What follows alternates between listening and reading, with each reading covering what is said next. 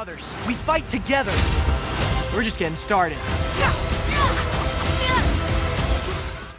In recent years, there has been quite an undeniable rise in new animated movies. These movies are well thought out, unique, and have their own charm. In this video, we have decided to list our top 15 animated movies from last year. Let's see if your favorite movie made it to our list. Before we go into our explanation, we have a very small request. If you like our content, please support us by subscribing to our channel. This is a small click for you, but for us, it means a lot. Thank you. Let's begin. We are.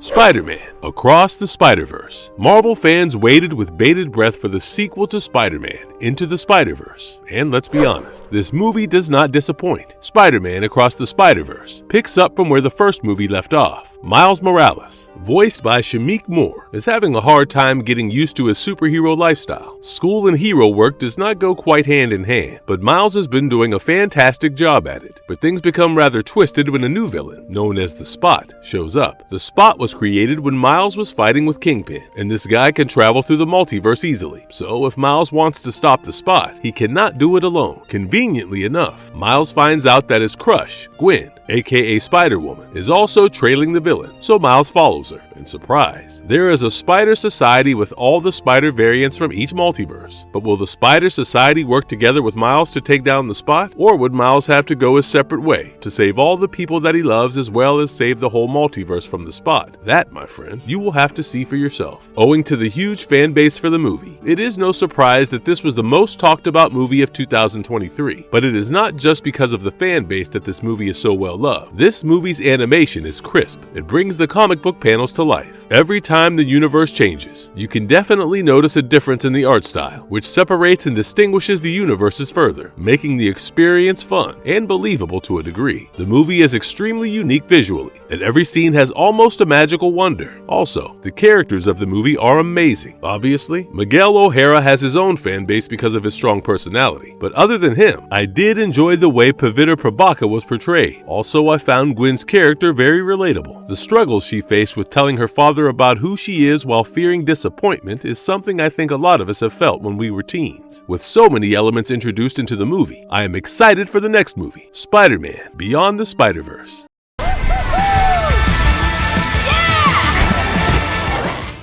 Neona is a story about fear and acceptance, and the fight between these two feelings. When the Queen of the Kingdom decided to allow a commoner, Ballister, to sit for the trials to become a knight, not everyone was happy with her, especially the director of the kingdom. The director was more of a traditionalist, and traditions made it very clear that only the people from noble houses could be knights. So the director rigged Ballister's weapon and caused it to misfire, killing the queen in the process. Obviously, after the murder of the queen, Ballister was now the enemy of the state, and he was chased out of the kingdom. That is when he meets with a girl, Neona, who has the power to shapeshift into whatever form she wants. They form an unlikely friendship and wreak havoc everywhere. This partnership lasts until Ballister learns who Neona truly is. Neona happens to be the legendary fire monster who was defeated by Glorith. The whole knighthood business came to be after being inspired by Glorith's brave fight against the fire-breathing monster. Neona, who is obviously not a villain, decides to become a villain when her friend Ballister believes her to be one, and then things get complicated. This movie deals with the themes of prejudice and how marginalized people are treated. Chloe Grace Moretz did a phenomenal job portraying Neona, the decade-old girl who wants to have a friend but is repeatedly pushed to become the villain because of how everyone treats her. The story can be a little formulaic. However, I think it does a great job of dealing with such heavy matters.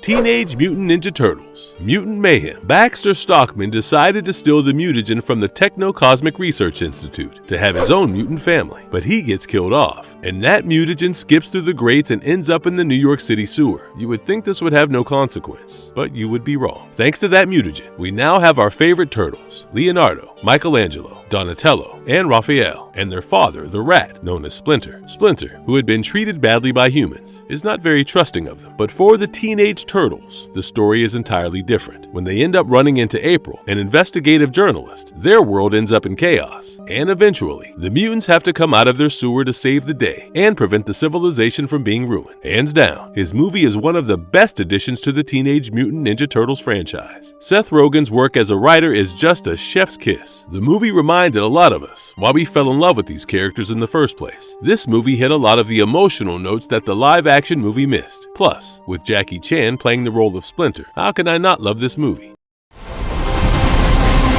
Wahoo! The Super Mario Bros. Movie. Life as a minimum wage worker is never easy. You might just run into Karens or worse. You might get transported into a whole different world while working. That is pretty much what happened to Mario and Luigi, the two brothers who work as plumber. When they were sucked into a special pipe into the Warp One, they had no idea that they would be ending up in two completely different places. But that is exactly what happened. Mario ended up in the Mushroom Kingdom, while his brother ended up in the Darklands, in the clutches of Bowser. Mario had no choice but to team up with Princess Peach and Toad to go and save his brother while also preventing Bowser's advances towards the princess. A lot of gamers started out their gaming journey with the game, so you can imagine how important this movie was to most of them. A lot of people found Chris Pratt's Mario a little weird. Everyone enjoyed the cast of Mario Brothers quite a lot, with Anya Taylor-Joy, Jack Black, Kevin Michael Richardson, Scott Menville, and more. This movie is star-studded. Even the original voice actor of Mario, Charles Martinet, was cast in the movie, albeit for a significantly smaller role. Other than the voice acting, the visuals of the movie are also something that most fans enjoy. It gave the fans exactly what they wanted with the nostalgic animation. Illumination truly went all out. The color palette of this movie is breathtaking, and you will definitely end up falling in love with the movie if you enjoy vibrant colors. Of course, Jack Black's Bowser and his usual chaotic performance have added one of the fan-favorite elements to this movie. Who hasn't memed Bowser's song? And fun fact, it was sung by Jack Black himself. I've been trying to fill my father's shoes, but I never once...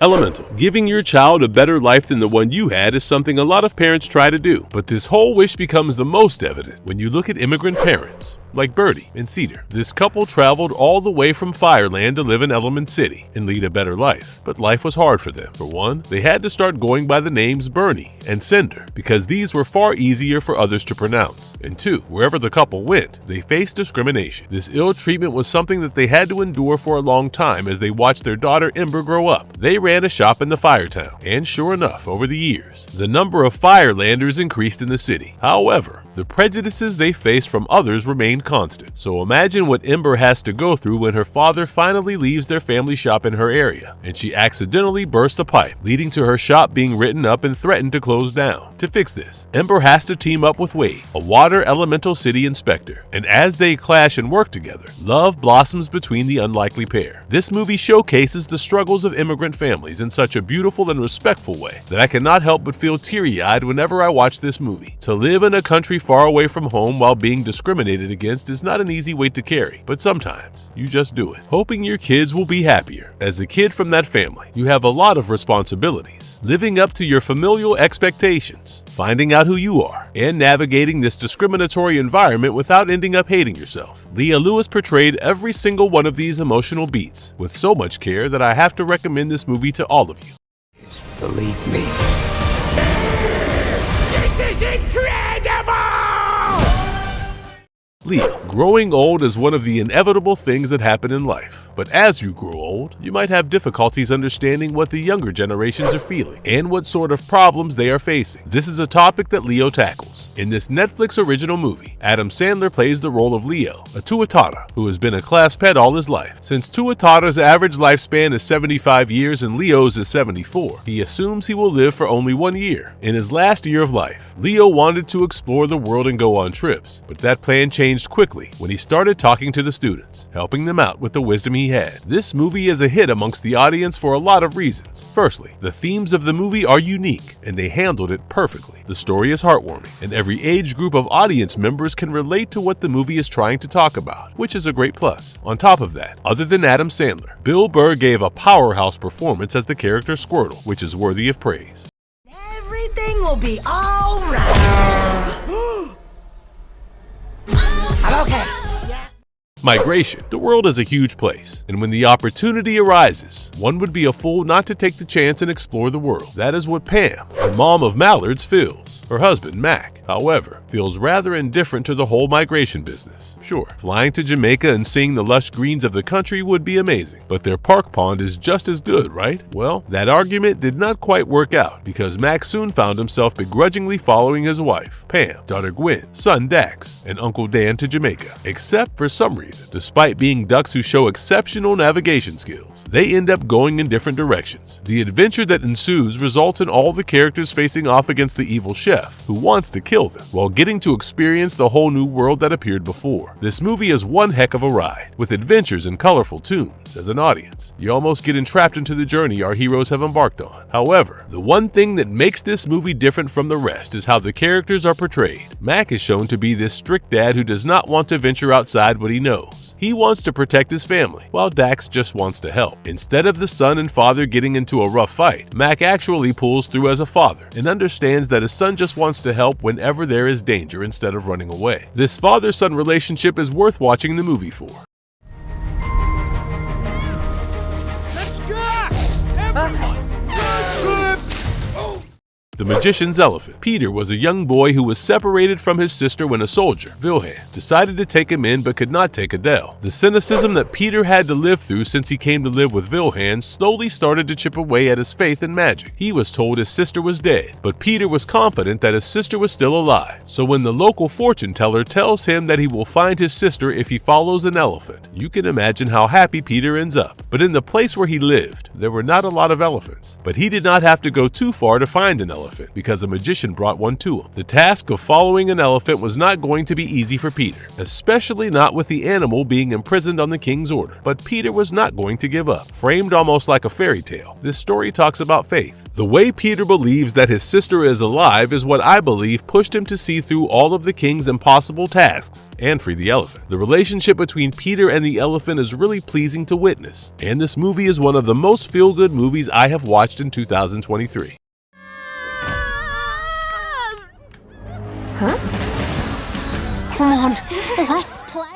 Chicken Run: Dawn of the Nugget. After waiting for 23 years, fans of Chicken Run got their much-awaited sequel, Chicken Run 2. After escaping from that wretched farm owned by Mr. and Mrs. Tweety, Ginger and Rocky decided to finally settle down. The sanctuary they lived in was safe from humans, and their lives were good. They had a baby named Molly. Things were going great for our chicken family until Ginger noticed a lot of construction equipment being moved around near their current house. Well, surprise, surprise. It is actually Mrs. Tweety. She had shown up with her new husband, Dr. Fry, and this time, she had better tricks up her sleeves. Now it is a race against the clock for Ginger to save her friends from becoming fried nuggets at the hands of Mrs. Tweety and Dr. Fry. Chicken Run: Dawn of the Nuggets is a stunning animation work by Aardman Productions. The CG and stop-motion animation pair really well together. The whole movie is bright with vibrant and saturated colors, with its silly, charming, and slightly demented comedy. This movie is a must-watch if you are seeking to simply relax.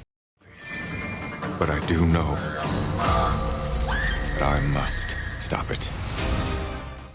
Batman: The Doom That Came to Gotham. Obviously, when you think of the Caped Crusader, you probably expect to see him in Gotham City, serving out vengeance left, right, and center. But what happens when this Batman is forced to face off against an older-than-time horror instead? In this 88-minute-long film, Bruce Wayne has been at it for 20 years, trying to solve his parents' murder. However, as it is a long-term goal, he often finds himself solving other small cases. When he picks up one such case and goes out to search for a missing expedition crew, he comes across one of the crew members, Gredon, who is obsessively trying to free a monster from the ice it was trapped in. Bruce brought Gredon home, not knowing he was infected. With this horrifying premise, which is very reminiscent of The Thing, this movie exposes Bruce in an alternate universe, where he has to face off against an eldritch horror. The concept is cool, terrifying, and intriguing at the same time. However, owing to the short runtime, the movie itself did not get the opportunity to explore its limits the way it should have. Despite that, this movie is worth streaming if you are curious about how Bruce would fare when fighting against a Lovecraftian horror.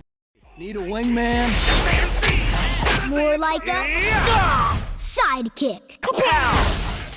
Merry Little Batman. Since Damian came into the picture, this Prime Video holiday special, Batman has been working extra hard to prevent criminals from congregating and making up plans. While this has lowered the crime rate all over town, it has also helped Bruce spend more time with Damian. This bond between the father and son is exactly what Joker is jealous of. Ever since Damian entered the picture, his arch nemesis has not been paying him attention, and the Joker did not like that. After luring Batman out of Gotham City for the sake of a mission, Joker targeted Damian, which led to the most Home Alone-esque shenanigans possible. Wherever Damian went, chaos followed, and Joker thought the kid would join his rank now that Gotham City hated him for the chaos he created. But Damian had other plans that we see unfold throughout the movie. This movie is a surprisingly heartwarming entry in the whole Batman franchise. We see Bruce dote on Damian without anything holding him back, and instead of trying to be a Robin, Damian just wants to be a little Batman, which shows the innocence in this boy, which we often don't get to see. This is the perfect mix between the Grinch and DC Comics, which anyone would enjoy.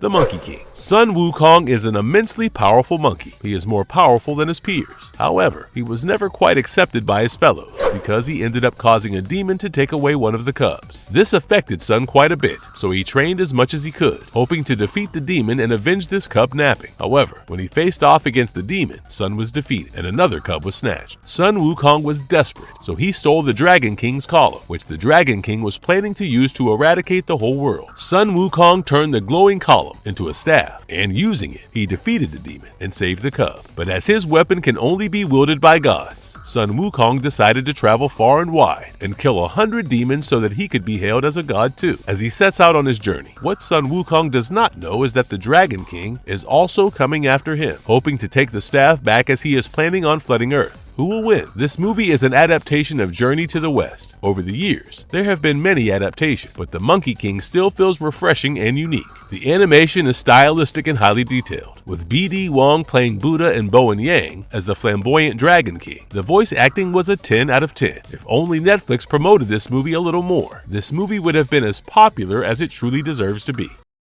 What are you doing?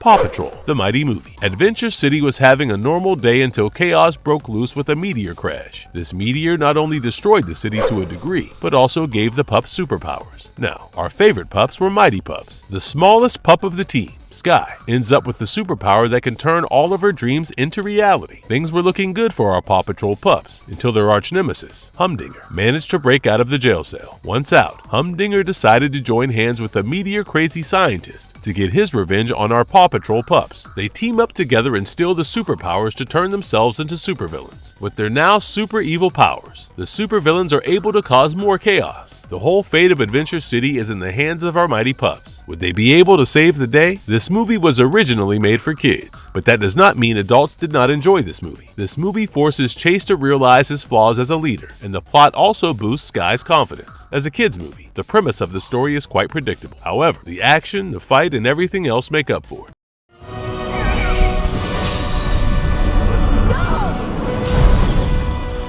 Wish. In the kingdom of Rosas, there lived a young girl called Asha. Asha really wanted the king, King Magnifico, to grant her grandfather's wish as it was his 100th birthday soon. When she went in for her apprentice interview, she realized that King Magnifico did not want to grant any of her family's wishes. In fact, the king wanted to hoard the wishes to himself and use them for power instead of granting them and sharing the joy with the residents. Seeing the dark forces at play, Asha decided to go against King Magnifico. She called upon the stars to give her the power and the knowledge she needed. And sure enough, she got that when an actual star fell from the sky. With the star, Asha set out on a journey, protecting herself and her loved ones from the ugly rule of King Magnifico, who had sent everyone in the kingdom after her. This movie captures the essence and the charm that we associate with the older Disney movies. With the character animations and the bright message, this movie will definitely have your inner child gleaming with joy. The main character, Asha, is a kind, caring, and loving girl, and having her strong personality shine through every step of the way definitely made us, the audience, favor her more. The side characters, i.e. the star and Asha's goat, are absolutely adorable, and you cannot help but fall in love with them.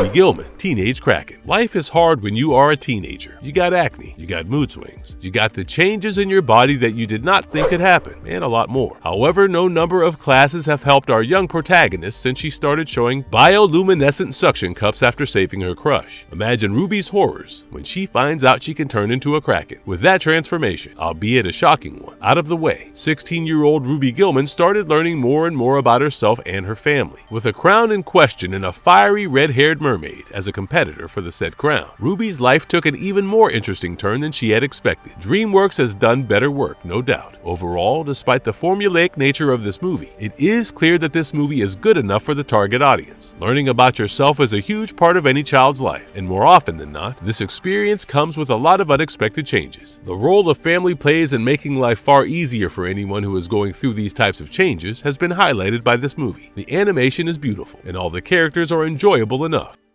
Marvelous verdict. 2023 was a good year for animated movies. Whether it is animated flicks like the ones we discussed, or anime movies like Suzume and the Boy and the Heron, both of the genres had quite a few noteworthy additions to them. Some of them will surely stand the test of time and end up becoming fan favorites even after several years. Others may not reach the same glory, but that does not mean that these movies are not worth the praise owing to their premises, the animation, the casting, and their themes. Personally speaking, out of all 15, I have to say my favorite has to be Elemental. I love the close relationship between Ember and Wade, and completely understand the type of pressure Ember feels as she deals with her family. My favorite scene from the movie has to be when Ember melts the remains of the water jug that she broke and fixes it up while Wade looks at her like she is the prettiest thing in the whole room, even though the redesigned water jug is quite the sight to behold. Get yourself someone who looks at you like Wade does at Ember, people. But if you liked our content, don't forget to leave a like and subscribe to us if you haven't already. Have a good one, and be safe. Thanks, everyone.